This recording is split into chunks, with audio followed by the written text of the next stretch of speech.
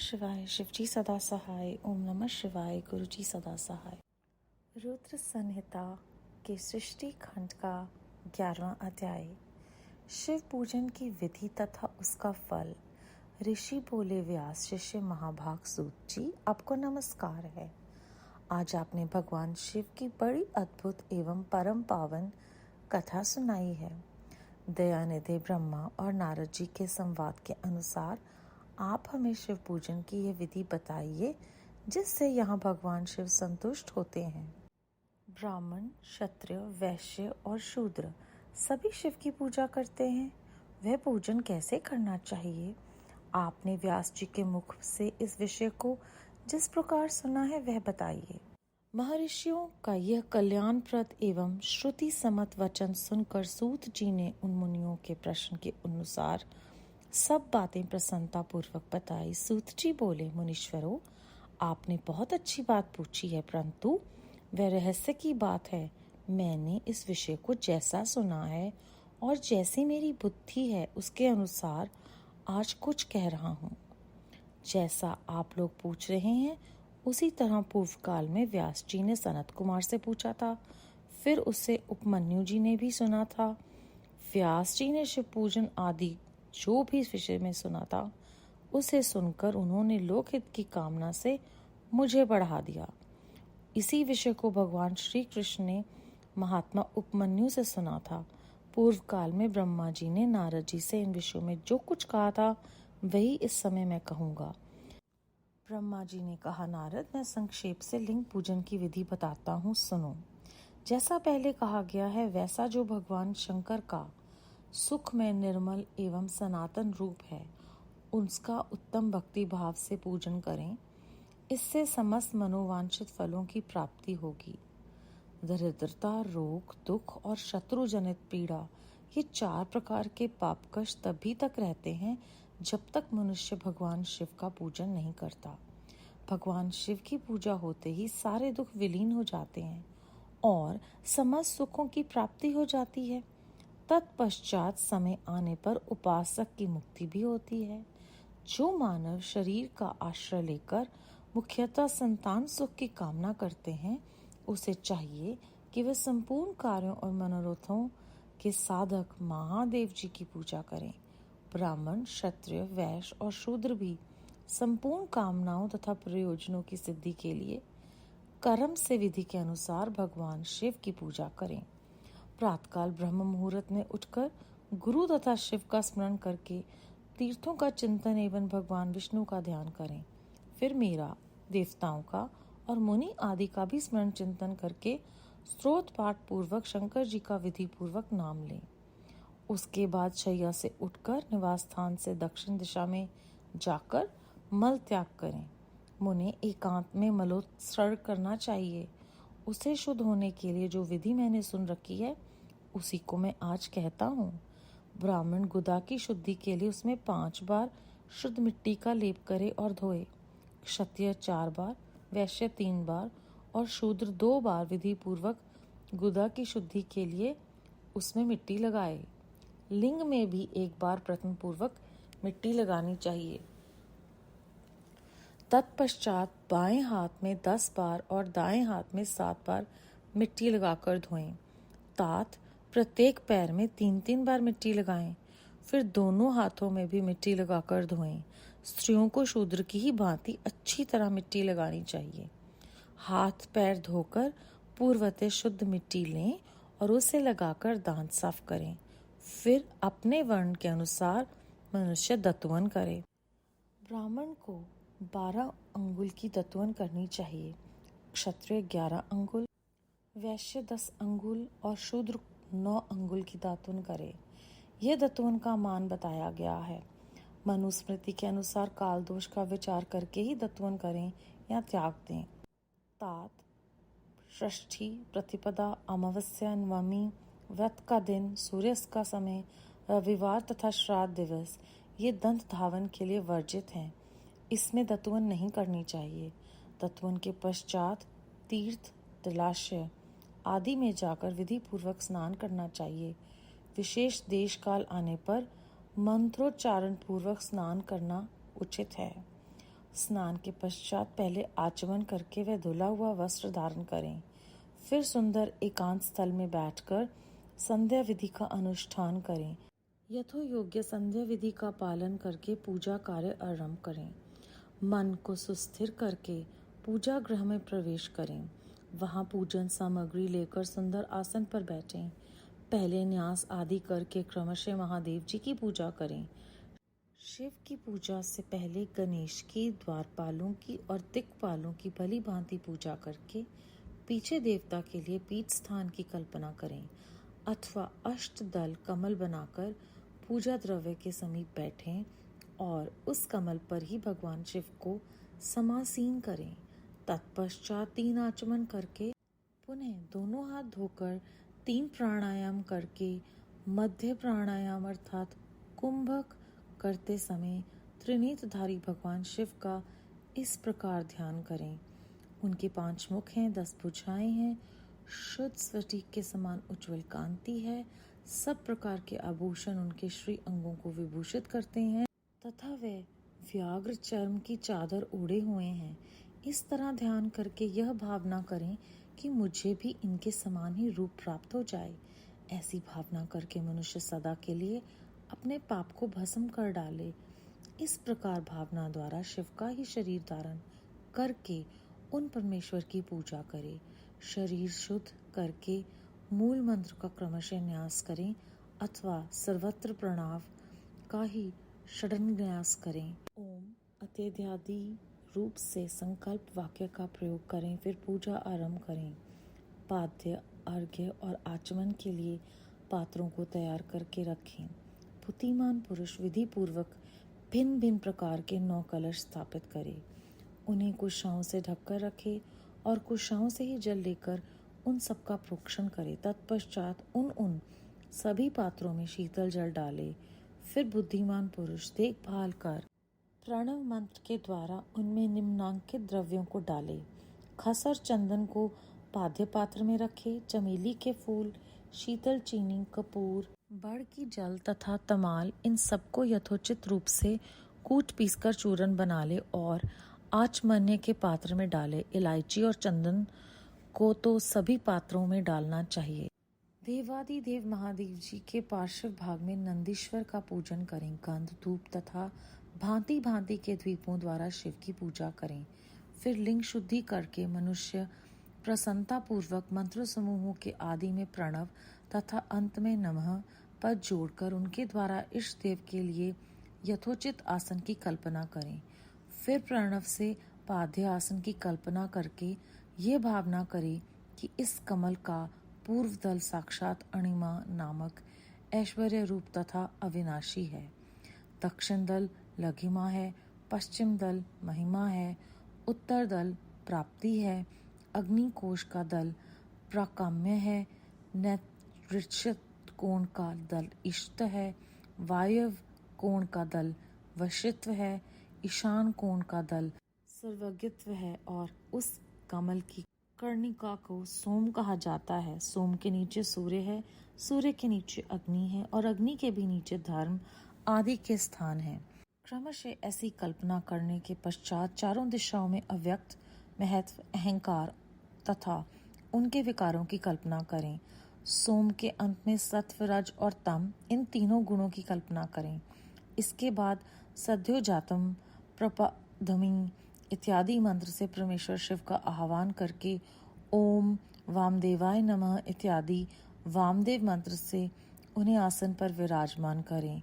फिर ओम तत्पुरुषाय विधि में इत्यादि रुद्र गायत्री द्वारा इष्ट देव का सानिध्य प्राप्त करें और आघोरभ्यस्थ इत्यादि आघोर मंत्र से वहां निरुद्ध करें। फिर ईशान सर्वविद्या नाम इत्यादि मंत्र से आराध्य देव का पूजन करें। पाद्य और आचमन्य अर्पित करके अर्घ दें। तत्पश्चात गंध और चंद्र मिश्रित जल से विधि पूर्वक रुद्र को स्नान कराएं। फिर पंचगव्य निर्माण की विधि से 5 द्रव्यों को एक पात्र में लेकर प्रणव से ही अभिमंत्रित करके उन मिश्रित गव्य पदार्थों द्वारा भगवान को नहलाएं। तत्पश्चात पृथक पृथक दूध, दही, मधु, गन्ने के रस तथा घी से नहलाकर समस्त अभिष्टों के देवता और हितकारी पूजनीय महादेव जी का प्रणव के उच्चारण पूर्वक पवित्र द्रव्यों द्वारा अभिषेक करें। पवित्र जल पात्र में मंत्रोच्चारण पूर्वक जल डालें। डालने से पहले साधक श्वेत वस्त्र से उस जल को यथोचित रीति से छान ले। उस जल को तब तक दूर न करे जब तक इष्ट देव को चंदन न चढ़ा ले। तब सुंदर अक्षतों द्वारा प्रसन्नता पूर्वक शंकर जी की पूजा करे। उनके ऊपर कुश, अपामार्ग, कपूर, चमेली, चंपा, गुलाब, श्वेत कनेर, बेला, कमल और उत्पल आदि भांति भांति के अपूर्व पुष्प एवं चंदन आदि चढ़ाकर पूजा करें। परमेश्वर शिव के ऊपर जल की धारा गिरती रहे, इसकी भी व्यवस्था करें। जल से भरे भांति भांति के पात्रों द्वारा महेश्वर को नहलाएं। मंत्रोच्चारण पूर्वक पूजा करनी चाहिए, वह समस्त फलों को देने वाली होती है। तात, अब मैं तुम्हें समस्त मनोवांछित कामनाओं की सिद्धि के लिए उन पूजा संबंधी मंत्रों को भी संक्षेप से बता रहा हूँ, सावधानी के साथ सुनो। पावन मंत्र से, वार्णम्य इत्यादि मंत्र से, रुद्र मंत्र से तथा नील रुद्र मंत्र से, सुंदर एवं शुभ पुरुष सूतक से, शिव सूतक से, सुंदर अथर्वशीष के मंत्र से, आ नो भद्रा इत्यादि शांति मंत्र से, शांति संबंधी दूसरे मंत्रों से, भारण्य मंत्र और अरुण मंत्र से, अर्थाभीमष्ट साम तथा देवव्रत साम से, अभित्व इत्यादि रत्नत साम से, पुरुष सूतक से, मृत्युंजय मंत्र से तथा पंचाक्षर मंत्र से पूजा करें। 1 सहस्त्र तथा 101 जलधाराएं गिराने की व्यवस्था करें। यह सब वेद मार्ग से अथवा नाम मंत्रों से करना चाहिए। तदनंतर भगवान शिव के ऊपर चंदन और फूल आदि चढ़ाएं। प्रणव से ही मुखवास, तांबूल आदि अर्पित करें। इसके बाद जो स्फटिक कमनी के समान निर्मल, निष्कल, अविनाशी, सर्वलोक कारण, सर्वलोक में परम देव हैं, जो ब्रह्मा, रुद्र, इंद्र और विष्णु आदि देवताओं की भी दृष्टि में नहीं आते, वेद वेता विद्वानों के लिए जिन्हें वेदांत में मन वाणी के अगोचर बताया गया है, जो आदि मध्य और अंत से रहित तथा समस्त रोगियों के लिए औषध रूप हैं, जिनकी शिव तत्व के नाम से ख्याति है, तथा जो शिवलिंग के रूप में प्रतिष्ठित हैं, उन भगवान शिव का शिवलिंग के मस्तक पर प्रणव मंत्र से ही पूजन करें। धूप, दीप, नैवेद्य, सुंदर तांबूल एवं सुर में आरती द्वारा यथोचित विधि से पूजा करके स्तोत्रों तथा अन्य नाना प्रकार के मंत्रों द्वारा उन्हें नमस्कार करें। फिर अर्घ्य देकर भगवान के चरणों में फूल बिखेरें और साष्टांग प्रणाम करके देवेश्वर शिव की आराधना करें। फिर हाथों में फूल लेकर खड़ा हो जाएं और दोनों हाथ जोड़कर निम्नांकित मंत्र से सर्वेश्वर शंकर की पुनः प्रार्थना करें। अज्ञानंदा व ज्ञानजनक पूजादिकमय कृत तत्सतु सफलम कृपया तव शंकर कल्याणकारी शिव, मैंने अनजाने में अथवा जानबूझकर जो जप, पूजा आदि सत्कर्म किए हों, वे आपकी कृपा से सफल हों। इस प्रकार पढ़कर भगवान शिव के ऊपर प्रसन्नता पूर्वक फूल चढ़ाएं। स्वस्ति वाचन करके नाना प्रकार की आश्रमिक प्रार्थना करें। फिर शिव के ऊपर मार्जन करना चाहिए। मार्जन के बाद नमस्कार करके अपराध के लिए क्षमा प्रार्थना करते हुए पुनर्आगमन के लिए विसर्जन करना चाहिए। इसके बाद आद्य से आरंभ होने वाले मंत्र का उच्चारण करके नमस्कार करें। फिर संपूर्ण भाव से विभोर हो इस प्रकार प्रार्थना करें। शिव भक्ति में, शिव भक्ति में, शिव भक्ति वर्वे भवे, अन्यथा शरणम नसित त्वमेव शरणं मम। प्रत्येक जन्म में मेरी शिव में भक्ति हो, शिव में भक्ति हो, शिव में भक्ति हो। शिव के सिवा दूसरा कोई मुझे शरण देने वाला नहीं। महादेव, आप ही मेरे लिए शरण दाता हैं। इस प्रकार प्रार्थना करके संपूर्ण सिद्धियों के दाता देवेश्वर शिव का परिभक्ति के द्वारा पूजन करें।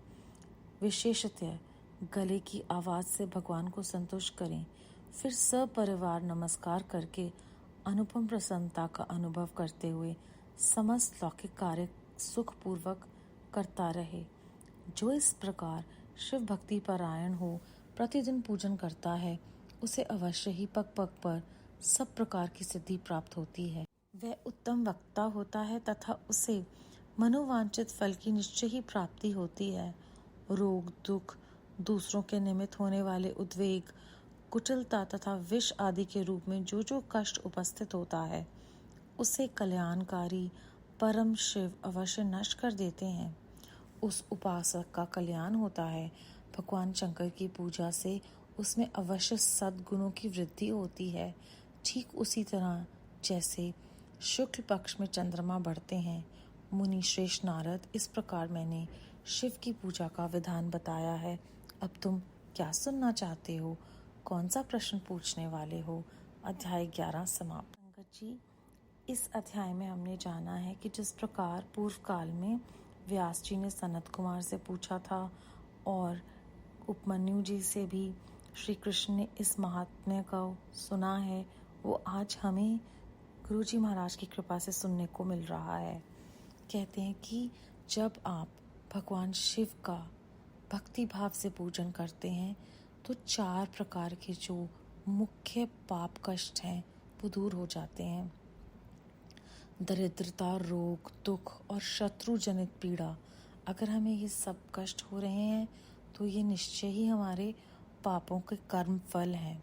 उसके बाद ब्रह्म मुहूर्त में उठकर गुरु तथा शिव जी का स्मरण करना, तीर्थों का चिंतन करना, भगवान विष्णु जी, ब्रह्मा जी और अन्य देवताओं को याद करना, स्तोत्र पाठ करना, इस संदेश का उपदेश हमें इस अध्याय में मिलता है।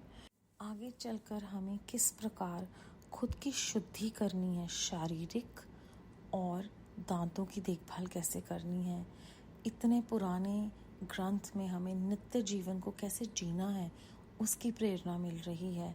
आज हमें इस महामारी में ये बार बार बताया जा रहा है कि अपने आप को साफ रखें, किस तरह से बचा कर रखें। और हमारे ये जो पुराने ग्रंथ हैं ये हमें बहुत गहरा ज्ञान देते हैं, हर दिन को कैसे जीना है उसके बारे में, और किस तरह से यहाँ पर गहरे रूप में उन्होंने समझाया है कि जो शूद्र हैं, क्योंकि ये जो वर्ण है ये संगत जी हमने बीते समय के हिसाब से उन्हें किसी और ही रूप में परिवर्तित कर लिया है। जो उनका असली उद्देश्य था वो था कि कौन कौन से कार्य करते हैं उसके हिसाब से हमें वो वर्ण मिले थे। तो शूद्र जो है वो, क्योंकि वो फिजिकल काम करता है तो उसे ज़्यादा सफाई करनी है। स्त्रियां जो हैं उनकी जो परमात्मा ने उनकी जो बनतर बनाई है उसमें वो ज़्यादा उनको रिस्क होता है कि इन्फेक्शन होने का। तो किस तरह से यहाँ पर हमें इतने विस्तार से उन्होंने बताया कि आपको अपने आप को ज़्यादा ध्यान देकर साफ करना है। उसके बाद जो आगे जाकर ये सब कुछ करने के बाद हमारा चित्त जो है वो बहुत ही चंचल है। हमारे मन को और इंद्रियों को काबू करने के लिए उन्होंने फिर से हमें प्रेरणा दी है कि हम विजुअलाइज करें कि भगवान परमात्मा का रूप कैसा है, स्वरूप कैसा है। और मन को और एकाग्र करने के लिए फिर से हमें मंत्रों के बारे में बताया है और क्या क्या सामग्री रखनी है, उसमें क्या क्या होना चाहिए उसकी विस्तृत जानकारी दी है। और फिर से उन्होंने ये हमें आदेश दिया है कि कल्पना करें कि वो वहाँ हैं, और उसके बाद जो कल्पना कर रहे हैं उसमें गहरी बात किस दिशा में क्या है वो भी विस्तार पूर्वक बताया है। और ये भी समझा दिया है कि मंत्र उच्चारण कब कौन सा करना है, ना सिर्फ उससे हमें सिमरन होगा बल्कि चित्त को भी हम काबू रख सकेंगे। जो शिव हमारे लिए रोगों के औषध रूप हैं और जिन्हें मन वाणी के अगोचर कहा जाता है, उनका पूजन करते हुए हम प्रार्थना करें उनसे कि वो अपनी कृपा से इस किए हुए जप पूजा जो भी हम कर रहे हैं उसे स्वीकार करें। क्योंकि संगत जी अब तक हम जान गए हैं कि हमारा किया हुआ कर्म किसी भी फल की प्राप्ति करने में सक्षम नहीं है। वो केवल और केवल उस परमात्मा के कृपा प्रसाद से ही स्वीकार्य होता है। तो जब हम अपने आप के किए हुए सारे कर्म उनकी श्री चरणों में अर्पित कर उन्हीं से इसके सफल होने का जो निवेदन करेंगे, तो निश्चय ही वो एक पल होगा जब उनकी कृपा दृष्टि हम पर पड़ेगी और ये किए हुए कर्म हमें सबसे बड़ा जो फल है वो है शिव भक्ति और उनकी शरण। तो वो शरणदाता की शरण में हमें वो रख लेंगे जब उनकी हम पर वो कृपा दृष्टि होगी। और कहते हैं कि आपको गले की आवाज़ से भगवान को संतुष्ट करना है। भाव हर तरह से हमारी जो भी इंद्रियां हैं और हमारी जितनी भी सेंसेस हैं उन्हें हम अपने प्रयोग में लाकर एकाग्रचित होकर जब भगवान का नाम लेंगे तो वो निश्चय ही हम सब पर कृपा करेंगे। और यहाँ पर उन्होंने 2 चीज़ें और बताई हैं कि हमें ये सपरिवार करना है और ये सब करके लौकिक कार्य सुखपूर्वक करते रहेंगे हम। तो गुरुजी महाराज भी हमें बैलेंस समझाते हैं और इस अध्याय में हमें उन्होंने फिर से बैलेंस अपनी लौकिक और अलौकिक कार्यों की प्राप्ति कैसे करनी है, परमात्मा का नाम सिमरन करना है लेकिन अपने परिवार के साथ। और फिर अंत में फिर से वो कहते हैं कि जो भी इस दुनिया में प्रॉब्लम्स हैं, चाहे वो रोग है, दुख है, किसी से उद्वेग है, कुटिलता है, जो भी हमारे ज़िंदगी में कष्ट हैं उसे कल्याणकारी परम शिव ही नष्ट कर सकते हैं। और जब हम उनकी ध्यान में रहते हैं तो वो हमारे अंदर सद्गुणों की वृद्धि प्रदान करते हैं। और उदाहरण के स्वरूप पे बहुत बार शिव पुराण में हमें ये उदाहरण दिया जाता है चंद्रमा का, कि कैसे शुक्ल पक्ष में चंद्रमा बढ़ते हैं। तो वो उदाहरण के स्वरूप से हमें समझा रहे हैं कि धीरे धीरे ये सब होगा, कृपा उनकी होगी। हमें सिर्फ निश्चय बुद्धि से अपने तन मन धन वाणी और जितनी भी हम इंद्रियां प्रयोग में ला सकते हैं उन्हें प्रयोग में लाकर भगवान महाशिव जी के श्री चरणों में अर्पित करना है। ओम नमः शिवाय, शिव जी सदा सहाय। ओम नमः शिवाय, गुरु जी सदा सहाय। बेअंत शुक्राना गुरु जी महाराज, बेअंत शुक्राना।